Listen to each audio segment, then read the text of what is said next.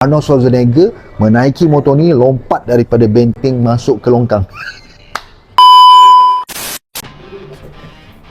Assalamualaikum, salam sejahtera, Monkey di sini. Anda berada di Harley Davidson of Petaling Jaya. Okay guys, sekarang ni kita nak review motor Fatboy 2025. Okay, seperti anda tengok sekarang kat depan ni, kalau ikutkan 2024 dengan 2025, nampak macam tak ada beza sangat, tapi sebenarnya perbezaannya agak banyak. Okay, untuk estetik, perbezaan dia adalah LED untuk keliling motor ni, maknanya signal dia depan dan belakang macam dulu, signal dia pakai bulb, sekarang dah pakai LED.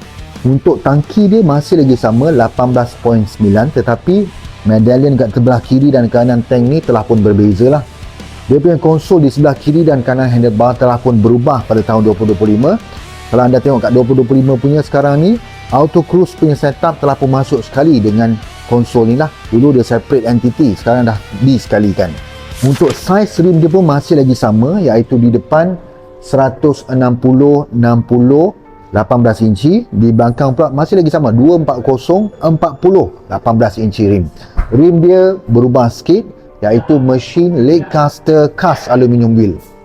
Perubahan paling drastik untuk motor 2025 Fatboy ni adalah enjin dia, di mana dia upgrade daripada 114 cubic inch kepada 117 cubic inch, daripada 1868cc kepada 1923 cc.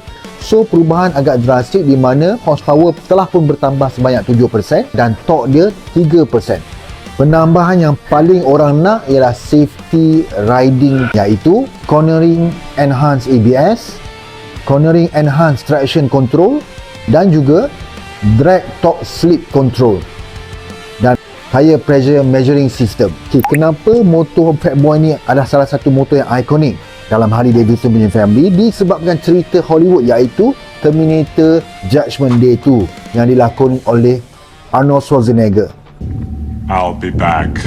Okey, bagi siapa yang berminat untuk dapatkan motor Fatboy 2025, sekarang ni kita ada 3 warna: Blue Burst, kita ada Vivid Black, kita ada juga kombinasi Whiskey Red dan juga Vivid Black.